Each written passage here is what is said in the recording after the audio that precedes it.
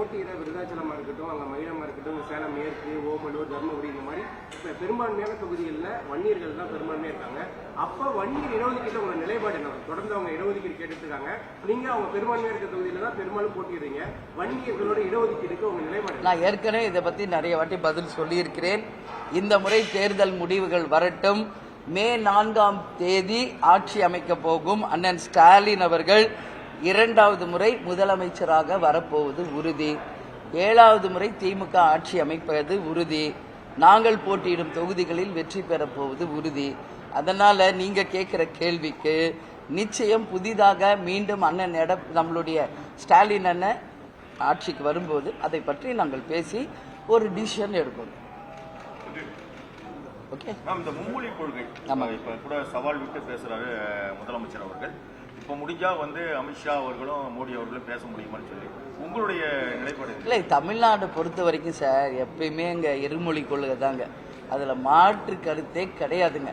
அதுக்கப்புறம் நீங்கள் படிக்கணும்னா இண்டிவிஜுவலாக நீங்கள் டியூஷன் வச்சோ எப்படியோ நீங்கள் படிச்சுக்கலாம். பட் கவர்மெண்ட் வைஸ் இருமொழி கொள்கை தான், அதுதான் தேமுதிகவின் நிலைப்பாடு.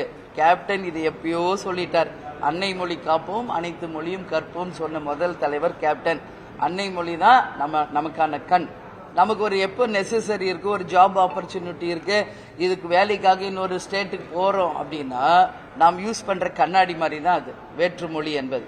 அதனால் அன்னை மொழி காப்போம், அனைத்து மொழியும் கற்போம். நம்ம தமிழ்நாட்டை பொறுத்த வரைக்கும் இருமொழி கொள்கை தாங்க எங்களுடைய நிலைப்பாடு. ஆமாங்க. என்னங்க அது நீங்க விஜய் கிட்ட கேட்க வேண்டியது என்கிட்ட கேட்டீங்கன்னா என்ன சார் இது? இல்ல இது நீங்க விஜய் கிட்ட கேட்கணுங்க. ஏன் 2 தொகுதியில விஜய் போட்டு போடுறீங்க என்பதை நீங்க விஜய் கிட்ட கேட்கணும். ஏன் கிட்ட கேட்டா நான் என்ன சொல்றேன்?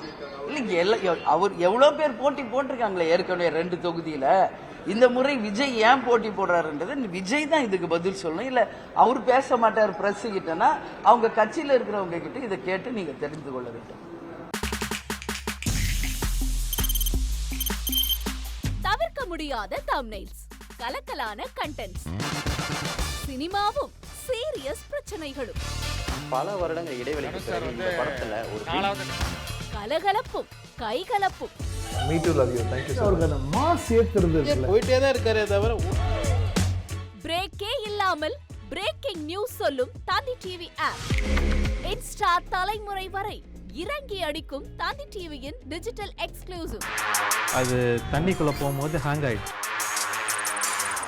உங்களுக்கு விஜய் சார் எந்த அளவுக்கு ரொம்ப பிடிக்கும்? Of course, Malayalis are huge Vijay sir fans. 2 பேருமே ரொம்ப பிடிக்கும் எனக்கு. தந்தி டிவி ஆப்பை இலவசமா டவுன்லோட் செய்யுங்க, ஃபாலோ பண்ணுங்க, சப்ஸ்கிரைப் பண்ணுங்க, என்ஜாய் பண்ணுங்க.